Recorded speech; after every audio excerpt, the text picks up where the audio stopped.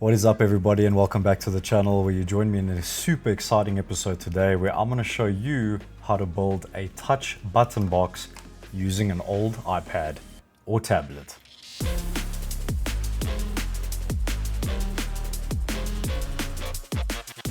So guys, if you haven't, go check my previous video up somewhere here all about the incredible capabilities of SimHub. Take your sim rig to the next level of immersion on a budget, if not for free. So check that out so you can see what I'm talking about. But today, step 2, we're gonna focus on a button box. Let's get stuck in. So if you haven't already, go ahead on Google, type in SimHub, and the very first link will take you to their homepage. Download this and install it. Once installed, guys, obviously you'll be greeted by the homepage. Let it populate your games and whatnot, etc. Put your favorites here. But now we're going to be focusing on the Dash Studio element here on the left. Let's go ahead and click that. So you'll be greeted with a whole bunch of default dashboards that it gives you when you install it. But we are going to be creating essentially a dashboard from scratch to create this button box. So if we look up here to the top, guys, it says here new dashboard. Let's click on new dashboard and let's give it a name. So I'm gonna call it button box 101. Cool. Right, so in the back, it's going to open up this Dash editor window, which is our main focus here. Now guys, I'd like to build mine in portrait way instead of landscape. It is how I'm going to have my iPad. So I know if I click over here, dashboard, first thing, if you want to follow along by building a portrait one, we're going to click on dashboard properties, and I'm going to change these to the width to 600 and the height 800. Cool. So pretend now this is to scale, this is my iPad, as you can see here.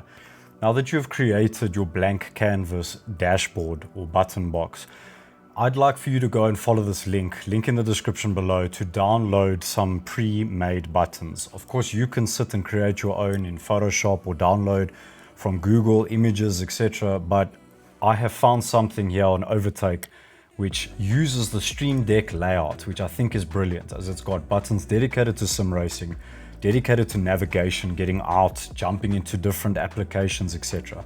So link down below. And as you can see here, guys, on Overtake, once you log in, under the Stream Deck icon pack by Lupus 3.1, download that and you won't regret it. And just to show you, once downloaded, these are all the kinds of buttons you get to display, which is why I think it's really, really cool. And a lot of them are pre-made for you, so why not? Today, guys, this button box of mine, I'm gonna focus on ABS, traction control, start, stop, ignition, lights, pit limiter, brake bias. Those are the kinds of things that I'm focusing on. Go and select the images you want of the buttons you want. Maybe put them in a separate folder because we need to tell SimHub to use them. So over here on the right, dashboard images, you might have to expand this, or if it's not displaying properly, under dashboard images, we're going to click on that and then add images.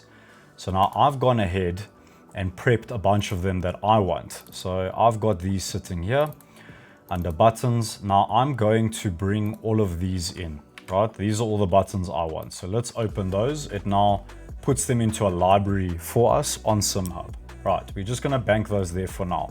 Now guys, there's one thing I do want to say. I've put a lot of effort into the back end of this to not waste your time. I've already created a background which helps me know where I want to position things. You don't have to do this. You can do this purely on a blank canvas. But let me quickly import this and show you what I'm talking about. So to get a background, if you'd like a background, simply bring in an image. So I'm gonna go ahead and add my background that I was talking about before. So let me just navigate and find that. Cool. Right, so now on that image, I wanna change this background to something. So I'm gonna navigate here under image, click to pick an image, and I'm going to find this background that I spoke about before, my vertical. I'm gonna double click that and it brings it in, right? Now you can go manually scale this up the way you want. I'm going to auto size it because I have made it roughly the dimensions that we punched in before. Right, so there's my background, guys, and I'm happy with that. Cool. Now the fun begins of actually bringing in buttons. So on the left here, we have a whole section of things, whether you want to add text, maps, predetermined things that this thing can do. But we're gonna go to the obvious, which is a button. All right, so I'm gonna put this button here now. And what do we do with it? Also, what is it? It's a red dot. So I'm gonna populate this first with my buttons of choice. So if I scroll down here to image, I wanna change this image. Now I have added an image already that I like, which is the stop start button. So double click that and I'm going to auto size it, boom. Now I'm happy with that and I'm gonna roughly place it there. So I'm gonna go ahead guys now and continue to add buttons. So I'm gonna add another button here. And just for an example, on this guy, I want to change it to an ignition button that I had loaded, right? There we go. And let me just auto size it.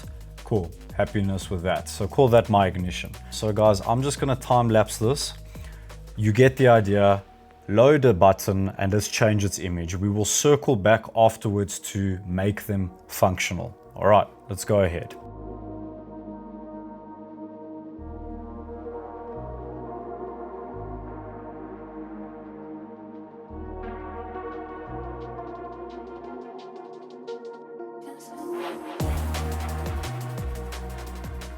Cool, so there we have it guys, just roughly what I was looking for. Obviously I can finesse the layout later on, but very chuffed with this. And the beauty is you can always go and click test dashboard up here to give yourself an indication of what it'll look like on display.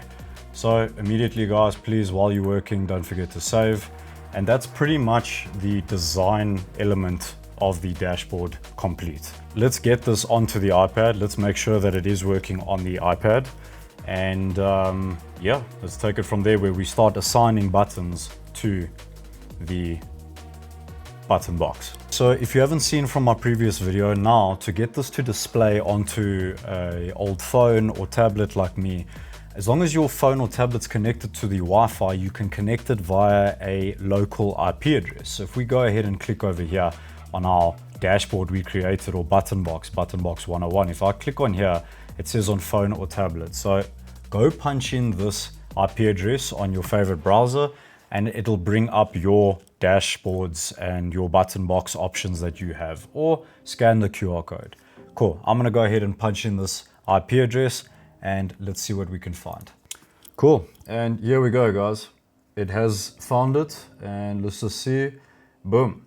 As you can see there, it's displaying, but it serves no functional purpose at this point. But we know now it is there and it looks like what we just designed.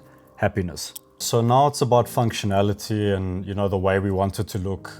There's a bunch of features here that you can play with, but really for me, the most important thing, example, if I click on the start stop engine here, scrolling down to the bottom, button style, it's momentary. It's not a toggle on and off. I want it to be push and then it releases the button essentially.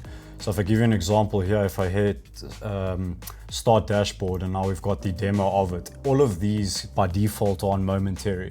So if I click on it, check what happens. You see how it's not going to permanently stay like that. If I had this on toggle, then yes, different story. But I'm very happy with it like this. And as you can see, these are buttons now. So yeah, there's a bunch you can play with here, more with the design, etc. But I'm pretty happy with it as stock standard, the way we've done it. So now it's about getting these to actually function with the game. Now guys, I can't find a direct way, unfortunately. I can't find a way to link it with a simple one-click button.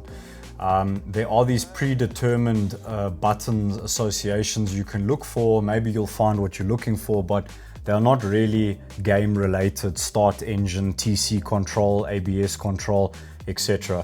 They are more features for navigation, jumping between apps, etc., display screen information and whatnot. So we are forced to map these per game. So I'm going to go ahead and jump into ACC and show you how we can turn this version specifically into an ACC button box. If we go under our options and under our controls in ACC, now what you want to look at is your key bindings. Example, so for ignition, I've got it set as Shift I. So then what you would need to do is tab over into this, and when you click on example ignition, we're going to scroll down to simulated key. click to assign. Press any key. So that was Shift and I. So let's jump over back to ACC, and for starter, we've got it as S on the control bindings. Okay, so we're gonna jump, let's tab over back to our editor, and over on our start stop, we're going to go to click to assign, and we're gonna hit S, right? Save that, file, save. Cool, so I'm gonna go ahead and map the rest of them. You know, let's get our increase traction control, Shift T, decrease, Control T. So essentially what this is doing, guys, when we push these buttons, it's looking for a keyboard or key binding, tricking the game into thinking it is a specific button box. And then I think for now, just for the purposes of this video, I will go ahead and do ABS.